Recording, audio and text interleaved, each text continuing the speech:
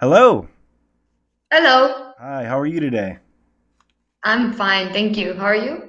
Doing well, doing well. So I know you're from Serbia, and I always seem to get I think it's Slavic languages messed up and so forth. So just give me your full name so I don't mix it up again. It's Helena or Jelena? Oh, it's neither. See, I told you I Don't mess them up. worry. Yeah, that's fine. I mean, it's quite counterintuitive or non-intuitive at all. I'm Jelena, Jelena, okay, there you go. so There you it go. starts with the Yeah. sound. We wouldn't really associate it with J, but that's how it's pronounced. But don't worry. I mean, you don't have to call me like that. You can call me Helena or Jelena. I get a lot of that. Okay. Anyways, I mean, these days rarely I can hear my name properly pronounced. Yep, yep. And so now you're currently in Barcelona, correct? Exactly. Yeah. Okay, good. I'm based here. Good, good. You like it there? The nice weather, nice sun, everything? I love it. I hear it's so beautiful. I mean, it's everything that one needs in life. It's the good weather. It's the beach. It's cultural mix. It's very interesting to just walk around the city, just look at the different people. And then there's so many. What I love, there's so many free activities that one can do. You just like look them up on the internet, and you have like amazing like concerts and exhibitions and talks and all these things that in different cities you would have to pay for, and here you just go and you enjoy, and that's what I really love about Barcelona. Yeah, well, good. Well, good, good. We got the weather, we got the city out of the way. Now let's dive. Absolutely. Yeah, now let's dive straight into to a little bit of information about you. Kind of give a little bit of your background before we start the interview, so people understand, Yeah. just how much you are into teaching online technology and so forth. Go right ahead. Okay, so as I was telling you, I'm from Serbia, but I am now living abroad, and since I started studying actually English, which is what I studied at undergraduate level, I at the same time I started teaching English. When I was 19, I was in need for practice and for some cash, so I started giving private lessons. And then for a good number of years, I taught face to face, and then at some point, I just wanted to integrate more technology into my classes. I got really interested in blended learning, and for some time I've been experimenting with different tools that I could use in my classroom, in my classes, my virtual classroom, so to say. And then as I wanted to travel throughout Asia, I realized that for me the only way to go was online teaching, um, Skype. So since then, I have been teaching online, and I never since given any face-to-face class anymore, because at this point, I'm just doing it because I actually prefer online teaching in terms of methodology, in terms of all the affordances that you can get out of using it. Sorry, I just lost you for a second. I cannot hear anything. I can just read from your lips. Oh my God. There you go. Yeah, Okay. sorry about that. You're there. Yeah, I don't know why I couldn't figure out the mute button with my finger. So yeah, That's no. okay. Anyway, now with you, you've never worked for an online company teaching. You've always done it on your own. But one of the number one things that people who are considered non-native, I mean, people from Serbia are considered non-native, and I know we have these big discussions and Sure. everybody gets upset. But what's some advice that you would give? What's the biggest piece of advice or some advice you would give to somebody who's a non-native English teacher that wants to teach online? Yeah. Yeah. Well, first of all, I mean, just to contribute a little bit to this debate of native, non-native, I actually think there are quite big differences between native and non-native teachers, but I wouldn't really classify one as being better than the other. I mean, yes, in some terms, yes, in others, no, right? So in both cases, we have good things and bad things, advantages and disadvantages of each category, so to say. If I needed to give one piece of advice, I think that would be something that I noticed. in speaking to my colleagues, observing different classes, and also from research that I've done. I can talk a little bit about that as well. I think the native teachers, or actually non-native teachers, they maybe focus too much on accuracy when it comes to their teaching, which is understandable because there's this debate, right? Native, non-native, which is better? We are always under some sort of attack for our language ability or for our language competence. And understandably, we are very focused on our own language. We do not want our students to notice that we struggle ourselves with the language sometimes, which is absolutely normal. I struggle myself. I make mistakes. I'm not always 100% correct, obviously. So this obsession that we have with the language, we tend to somehow project on the students as well. That's something I've noticed, and this is not always the best thing because we miss on promoting other skills which are equally important as accuracy. And I'm not speaking only about fluency, I'm speaking about all sorts of different skills that we can teach to our students. It doesn't have to be only language related because after all, we are educators, right, in the broader sense as well. So that would be my piece of advice. I mean, do not obsess too much over your language. We obviously, yes, you should always try to perfect it. You should try to make it the best as you can. But what makes you a good teacher is not going to be your language competence. So that would be something I would like to give as a message. When I did my master thesis, I actually looked at the differences between native and non-native teachers at Belgrade University. And this is something that stood out as a finding, like this discrepancy between between the feedback that they gave. Native teachers really focused on fluency, but then these maybe some nuances in the meanings that non-native teachers wouldn't be able always to recognize. But non-native teachers, in like maybe 80% of their feedback, they focused on grammar accuracy and on I don't know, collocations maybe accuracy. So not much on fluency and other skills. So that's where I really understood that this is a big difference between the non-native and native teachers. Yeah. So maybe with the non-native teachers, just kind of relax a little bit. Don't be so hard on yourself. Let it flow. Maybe, right?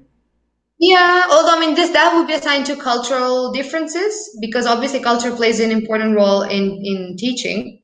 Not only not important, not necessarily with the language background, so more maybe with the cultural background because actually this is cultural educational background because obviously the differences between educational cultures will lead you to value different things and require different things from your students.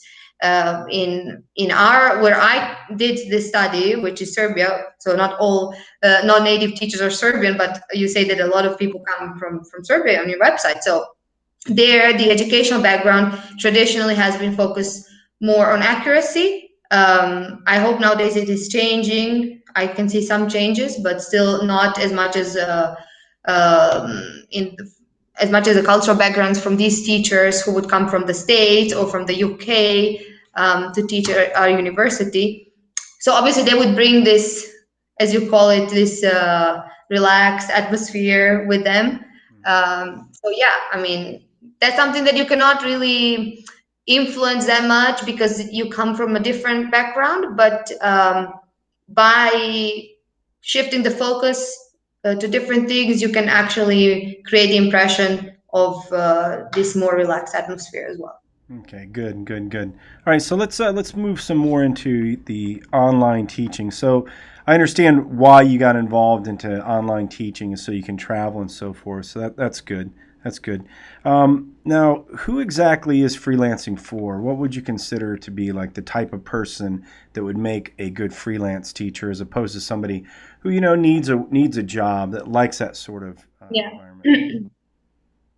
Well, I think firstly, freelance teaching is for people who deeply believe in their own teaching method.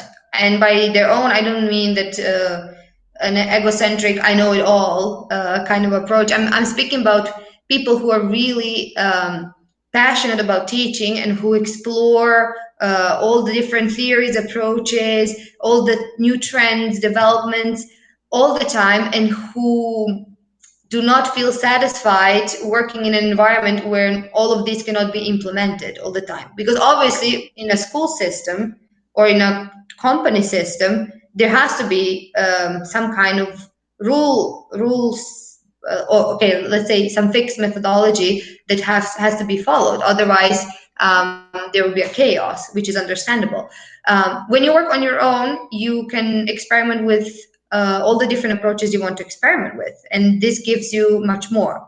So from that's the first thing. Then the second thing would be people who are not fixed in terms of the place where they live.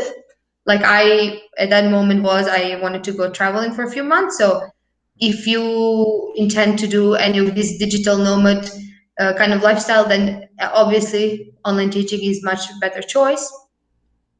Yeah, I mean, also people who are autonomous to some extent, who know how to organize their time, who know how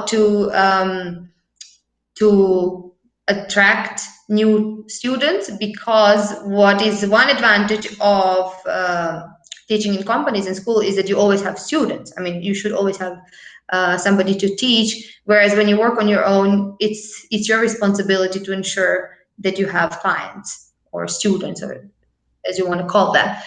So yeah, I mean, having said that, I don't think that there's anyone who would not be able to take all these advantages of online teaching, but there are people who need more time to adapt to it. Got it. Got it. So what are some of the myths about teaching on your own or online teaching that you'd like to dispel? Yeah, I love to dispel one great myth, and this is that teaching through Skype, when it comes to English or any language, is only for conversational classes. This is absolutely not true. Um, you can use your Skype or Zoom platform as a platform where you communicate with the student, but that doesn't mean that that's where your collaboration ends. There are so many different tools, so many different resources out there that you can use to engage your student and to create a dynamic class, not like you would do in your face-to-face class, but more like you have so many more opportunities. You have even virtual worlds nowadays. You have augmented reality. You have different interactive tools out there that you can use in your classroom. I'm going to be writing a lot about that in my blog, and I've already discussed that in my Facebook group with people. So I mean, yeah, that's a really big myth that most people are reluctant to go into online classes, both as a student and as a teacher, because they think there's not much you can do Mm-hmm. uh, in an online class, but actually you can do much more than in a face-to-face class. Yep, yep. And yeah, we had the tools slated as a question later on, but why don't you just cover some of the tools that you use in online teaching right now, since we're on the subject? Yeah. Okay. So, okay, just at the moment, at this moment, I'm not teaching actively anymore. I'm more like a e-learning developer, and I moved more into developing world. So, maybe some of the tools that I will say are not that up to date, and there are better ones. I'm sure every day something new comes out. That's really brilliant. What I have used a lot in my teaching, I'm gonna go with simple ones because these are the basic. I have used OneDrive to store all my materials and to draft my lessons that I would send to my student later on. So because there has to be some kind of basis, something that we would call the handout in face-to-face environment. So this is really helpful. Any kind of file sharing, file hosting place like Google Drive, like on OneDrive, Dropbox. So I think this is essential. Then I used apps like Quizlet, where you can create different sets and turn them into quizzes. I have used a very useful application called Wiser Me. This is, I don't know if you're familiar with it. This is a very simple app. There's no IT skill needed for that. You just need a little bit of creativity to create different sets of questions, matching activities, or I don't know, a collaborative writing activity can be done through this app. What else? I have used actually Second Life and similar Unity, similar applications when you develop this kind of virtual world, and this a little bit more demanding in terms of your time, but again, it's not you don't need any high IT skills in order to create something like that. I mean, yeah, I mean, there's just a plethora of different things from the most basic to more advanced. It depends on your taste, but and your affinities. But in the end, you can always use something, right? There's always something for you to use there. Yep. Yep. Good. Yeah, So, good. so now So when you so now when you oh, there's a little bit of an there's a little bit of an echo. Okay, I don't hear any echo. yeah, no problem. Hopefully it's not picking it up. Oh, that's better. No echo now. But anyway, Good. yeah, I don't know. It's like magic just went away. Um, so now, when it comes to you made the move from teaching face to face to teaching online. So those out Yeah. there that are teaching face to face, what are some of the difficulties in transferring to online teaching? Yeah. Well, I think the biggest difficulty is convincing students that this is a good option for them. Um, i- that's what I've encountered in my career. Again, because of that myth that Skype lessons or online lessons are only for conversation. Students would say, "Oh, but I don't think that's useful. I want to focus on my grammar. I think I need to develop different skills." So that's a big challenge. I mean, even if you really believe that this is the best option for a student, how to convince them that they should give it a try? Well, in this case, what I've always done, I've always given them free lessons. I said, well, okay, let's do a free lesson. It's not going to hurt you. In this lesson, I always try to show off everything that I could do with my online class, right? So I would give a nice overview of different activities that I would later engage them in the following classes, so that they could see that actually there is a lot of potential there. And this is my advice to everyone. You have to give them space, you have to give them time to adapt to it, you have to give them an opportunity to see that this is actually good thing for them, and then it will just work. They will recommend your online class to other people, other interested students, and then it will just go easy from that moment. Okay, good, good. So now you basically then you got most of your students from your face to face. How are you getting students now? If I was starting out brand new, how would I get Yeah, students? yeah. Like when I was starting, I first approached my face-to-face students. um, I was lucky because at the time I got a recommendation from an ex-student of mine, but that person lived abroad. So the only way for us was to do online classes, anyways. So they were already interested. But then I had some other students who, again, they were really reluctant. Okay, why do we have to do online? Let's better meet. Then you give all the advantages, but still they're not convinced. So word of mouth in the beginning, you have to really work on convincing your face-to-face students. And then at the same time, I think it's a very good idea to advertise yourself, obviously. um, the good thing about online classes that you can advertise yourself everywhere in the world. I mean, you're not limited now to one place. So why would you just advertise yourself in Serbia, let's say? I advertise myself in Spain a lot because I would be moving to Spain at that moment. So I just wanted to maybe even make friends, which actually happened in the end. I did make friends through my online classes in Spain. So just find I would advise finding a country where there is a high demand for your subject. It doesn't have to be English. It doesn't have to be a language even. And then look for some local ads, maybe platforms where people usually announce things, where they advertise themselves, and try to approach people through these means. And if you speak the language of that country better, write in that language as well, because for example, what happens here, I've noticed the Spanish students, they appreciate it if you at least understand some Spanish, because they find it difficult to speak in English all the time. So they feel much more comfortable knowing that if there's a problem in communication, they can always fall back on Spanish, on their native language.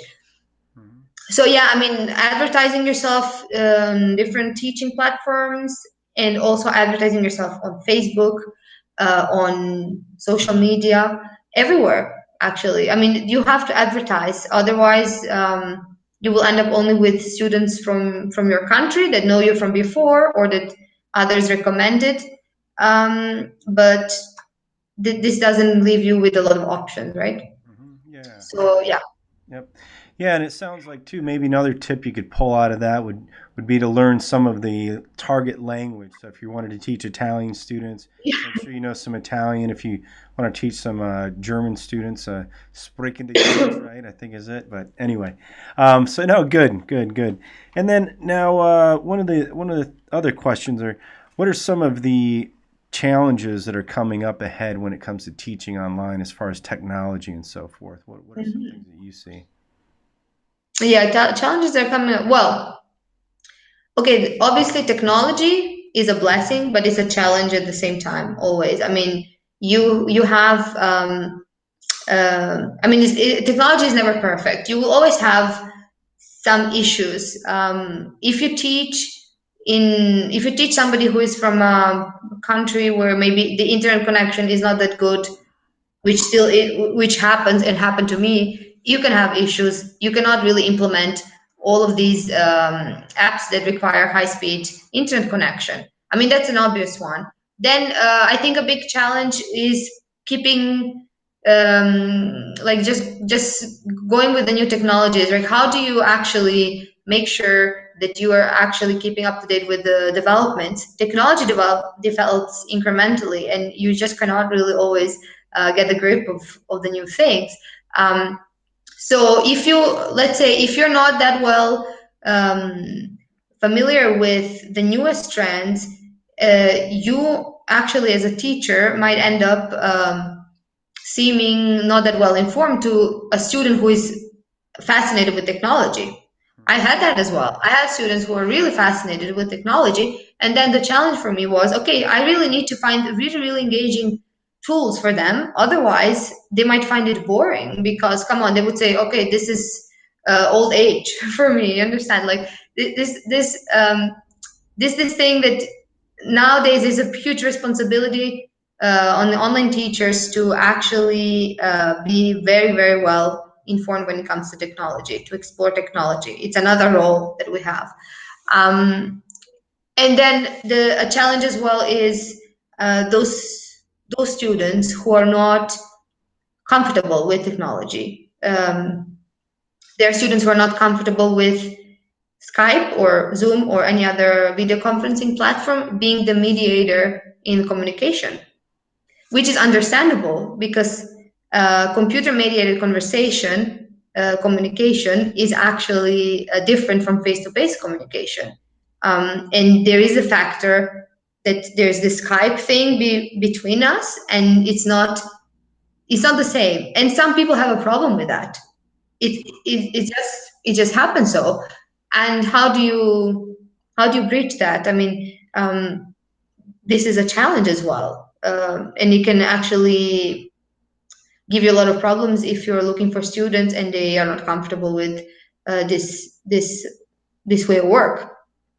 So yeah, I mean, there are quite a few challenges with technology, and there will still be always.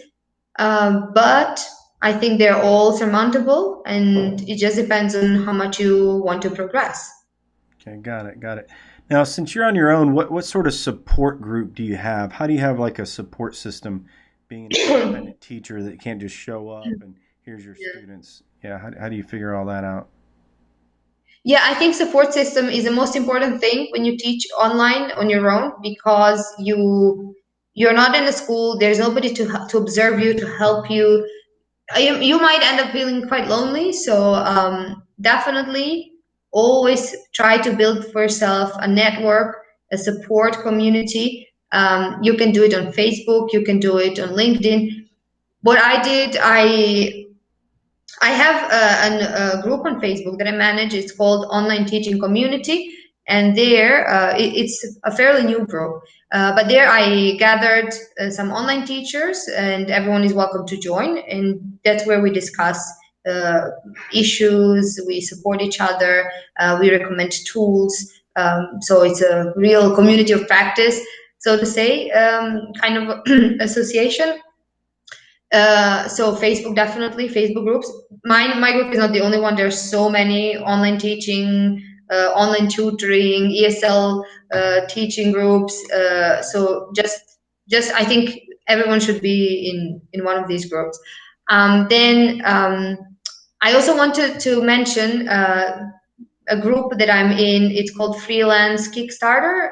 It's a Facebook group dedicated to freelancers. So it's not about teaching only, Mhm. but it's about everything you need to know as a freelancer. This group helps me a lot with all the other things that are not teaching related when it comes to freelancing. Yeah, I mean, definitely use social media. Support is really important, and that's the best way to find it. Okay, good, good, good. So, so one other question too. If I was just starting out, and we kind of covered, you Yep. gave a lot of advice with everything, but like if you're just starting out, what's the main thing to think of as a freelance teacher if I'm just starting out? Well, I'll say something that is boring. Probably everyone would tell you in every job, but you have to be really patient. Like there is, there's no way that you can overnight create this job security that you would create just having a job somewhere in a company or in a school. So you have to be patient and to believe that this will happen if you work hard. And yeah, that time can be a bit hard if you're going through maybe financial problems or you were expecting something different, or there's a lot of people who just give you negative feedback. But absolutely just stick to your plan if you have one, and everything will be good in the end. Okay, good, good, good. Yeah, and what I suggest to teachers that are even teaching somewhere, like they get hired at VIP Kid or someplace else, their schedule's not full. I always suggest to them just go out on these different phone apps, pick up some Hmm. time there. You know, of course you're going to be upset. Oh, I'm only getting paid $8 an hour. I'm only getting paid, $10 an Yeah, hour, even less. But it's better than nothing, and it helps you fill in those gaps and you don't get as exactly. anxious and so forth. So it's the same thing when it comes to freelancing and so forth. Like we discussed before, I was doing freelance teaching, and I needed to fill in Okay. some gaps, and I, ended up working at Cambly for a bit, to fill in those gaps. I mean, that's just the way life Yep. is, So you fill those in. So good. Exactly. Yep. Any? Yeah, you have to, sorry, you have to really, No. Go ahead. Go ahead. you had a really good point with the low paid classes. Uh, I think, I mean, if you join freelancing platforms such as Upwork, for example, I'm there as well, but as an e-learning developer, not as a teacher. Um, I think that in the beginning, you will really have to take such low paid opportunities, and you will see that at some point you will be teaching somebody for, as you say, $8 a class per hour, and at the same time you have another student who would be paying you 25 per class or 30 per class. I mean, at the same time it can happen, right? So you shouldn't really dismiss the one for €8 because this is an opportunity as well, and over in time all these low paid jobs will weed out, and you will eventually end up with higher end higher end Yep, jobs. yep. Good. We all have to start somewhere. So good. All right. Exactly. Anything else on your mind before we wrap up this interview? Any words of advice? Anything else that you'd like to talk about? Well, I mean, just in general, that I just want to stress out again that online teaching gives a lot of possibilities that I feel that many teachers are not aware of. I have spoken, I mean, I've had people come to me, oh, how do I teach online? How do I teach in Skype? Then I start saying, well, it's really cool. You can use this, you can use that, and they feel, but no, it's not really for me. No, I think really that people should open up to that possibility. And not only if you don't have any other option, but just if you're a student, if you're a teacher in a classroom, you teach in a high school or at university, why not? I mean, integrate some of the tools at least in your teaching. Have one or two online classes sometimes. I mean, this can help you as well. I don't know, save some time. Just going to work. I mean, this is a good. It's really a good way to engage students. So yeah, just be open to new possibilities. Yep. I like the expression, jump and the net will appear. I always like that, Sorry, jump in. It's jump and the net will appear. Oh Sometimes we're too yeah, scared to do okay. things and so forth. Yeah, and Yeah, in get the it. end, yeah, in Interesting. the end, it usually works out. Sometimes it fails, but who cares? But anyway, so good. Well, thank you so much. I'll include the links to your website, obviously. Get everybody linked out there. And then we talked about possibly putting a page on OETJobs. If we don't, that's fine as well. I'll put the link if we have that. We might just link out to your site. But anyway, so good. Thank you very much for your time. I appreciate it. And I hope to see you soon, okay? Bye-bye for now. Thank you. Thank you very much, Brett. Yeah, you're welcome. Bye. My pleasure. Bye.